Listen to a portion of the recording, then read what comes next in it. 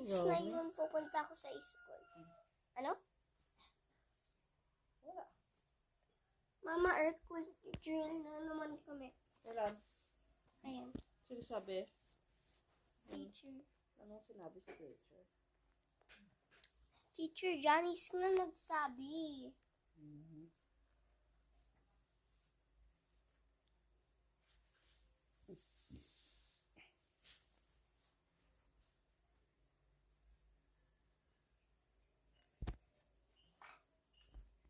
I put something in your dress, ah.